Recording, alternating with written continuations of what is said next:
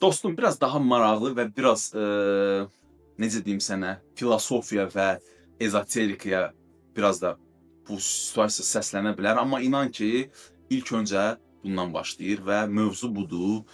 Pul haqqındadır mövzu. Bu kanalımda da kommentlər yazılır ki, bəs pul haqqında daha çox danış və görürəm ki, insanların pul haqqında doğrudan da anlayışı səhvdir və bu çalışdığım, bacardığım qədər pul haqqında da biraz sizə yeni məlumatlar verəcəm ki, pulun işləmə qaydası tamam başqa cür.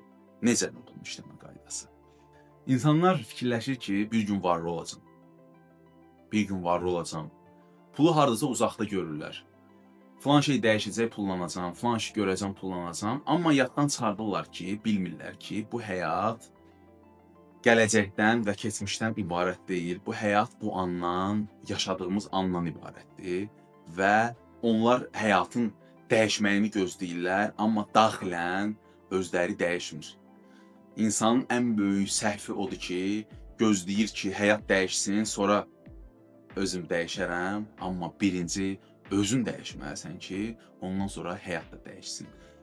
Videolarımda dediyim kimi də bu həyat bir güzgüdür və bu güzgüyə sən necə baxarsan, eləcə də sənə göstərər o güzgü, atrajeniya verər, qarşılıq verər. Yəni sən o güzgüyə baxırsan ki, mən gələcəkdə o pul qazanacam, onda sənin üçün gələcəkdə də əlçatmaz olaraq da qalacaq. Məsəl üçün, biraz da problemdən danışıram ki, pul nəyə görə insandan qaçır? Sən gedirsən dükana, hələ ki problemlərdən danışmaq istəyirəm, səhvlərdən danışmaq istəyirəm, bir sonra yolundan danışacağam. Bahalı dükana gedirsən və yaxud yanından keçirsən, daxilən deyirsən ki, mən bura girmirəm. Okey, sən ora girmirsən o dükana və sən şuuraltı olaraq sən necə pul qazanmaq haqqında fikirləşə bilərsən ki, sən demirəm ki, gir ora nəsə al.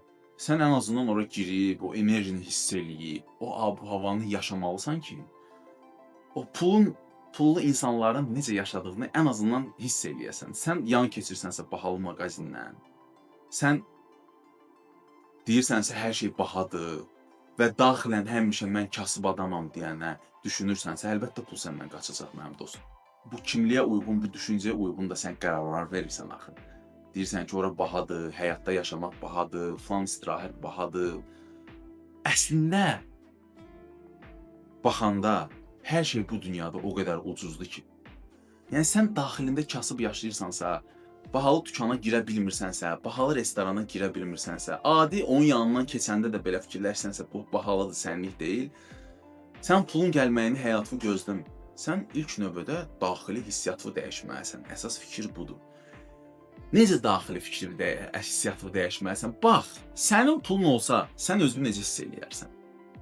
Sən o dükanın yanından keçəndə, bahalı mağazinin yanından keçəndə ondan yan keçərsən, yoxsa girərsən içinə. Demirəm girib içindən nəsə alasan, amma içindən fırlanarsan, baxarsan, bir seçim eləyərsən, nəsə giyinərsən, nəyisə baxarsan və demərsən ki, bu bahadır. Ən azından onun içinə girərsən, istirahətə baxarsan, deyərsən ki, okey, bu doğrudan da ucuzdur. Yəni, həyat doğrudan da ucuzdur. Sənin çoxlu pulun olandan sonra düşüncələrin dəyişər, hissiyatın dəyişir axı. Sən necə giyinərdin? Necə danışardın? Nə yeyərdin? Nə içərdin? Haralara gedərdin? Kimlərlə münasibət qurardın sənin əgər çoxlu pulun olsaydı? Sən həyatında bunları dəyişməlisən ilkin olaraq. Giyindiyinə fikir verməlisən, yediyinə fikir verməlisən. Sən kasıb yeməyi yeyirsənsə, kasıb düşüncəsi eləyirsənsə, ətrafında kasıb dostlarınsa, sən həyatının dəyişməyini gözləmə dostum. Sən o fırlanırsan. Eyni ətrafda, eyni mühitdə fırlanırsan. Sən ilk növbədə dostlarını dəyişməlisən. Demirəm ki, dostları at. Xeyr, dostlar sadəcə dərk eləməlisən ki, əgər sən inkişaf eləmək istəyirsənsə, bu dostlar səni dibə çəkəcək. Bu dostlar səni inkişaf elətdirməyəcək. Sən özünü inkişaf elətdirməlisən. Daxilən onu yaşamalısan. Ən azı şuurunda, vizualizasiyanda onu yaşamalısan ki, sən bahalı yerlərə gedirsən, bahalı yerlərə girirsən. Sən ora girəndə narahat olmalı deyilsən. Sən əgər ora girəndə narahatçılıq hissi yaşayırsansa, o pulun səni gəlməyini gözləmə dostum.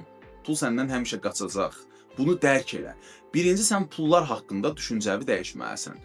İmkan nədir? varlı olmaq nədir haqqında düşüncələrini dəyişməlisən. Əlbəttə ki, sən insanlar haqqında pis düşünürsən. Sənin daxili paradigman odur ki, filan kəsin çoxlu pulu varsa, bu pulu pis yolla qazanıb.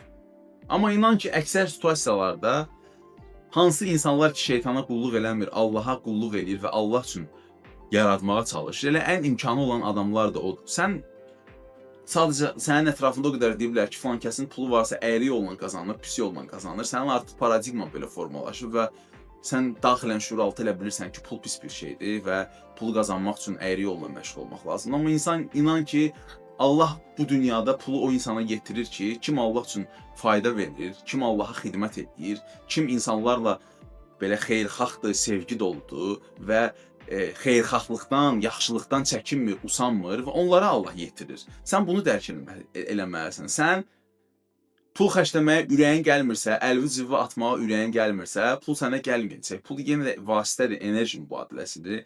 İmkanlı adam pul xərcləməkdən qorxmur. Çünki bilir ki, o pulu hər zaman qazana bilər və bilir ki, pulu qazanmaq bu dünyada çox asandır və sadəcə olaraq niyyətin təmiz olmalıdır, hərəkət eləməlisən və onun qarşılığında pul alırsan, pul gəlir sənə və varlı insanlar da bundan qorxmurlar, çəkinmirlər və varlı insanlar bahalı yerlərə getməkdən qorxmurlar, çəkinmirlər.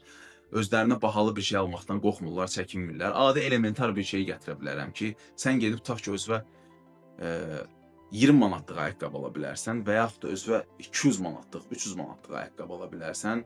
Sən o 200 manatlıq ayaqqabını giyinəndə yaşadığın xoşbəxtlik, o dəyərli olmaq hissi, rahatlıq, komfort, bahalılıq səni yaşadır, səni o hissləri verir və sən o bahalı ayaqqabını bir neçə il giyinirsən və mənim elə ayaqqabım var ki, mən 5 ildir, 6 ildir onu giyinirəm, tərtəmizdir, yeni kimidir, xarab olmuyor və amma başqa bir insan 20 manatdan, 30 manatdan ucuz bir ayaqqabı tutaq ki, alsaydı 20 manatlıq, 30 manatlıq ayaqqabı 5 il artı izində daha da çox ayaqqabı alardı.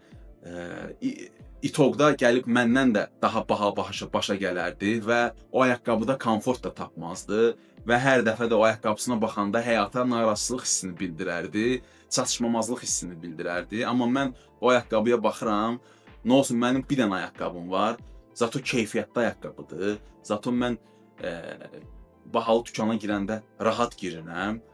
Okey, imkanım varsa, bu mənə lazımdırsa alaram, imkanım yoxdursa almaram. Şərt deyil ki, mən ora girim, alım nəsə.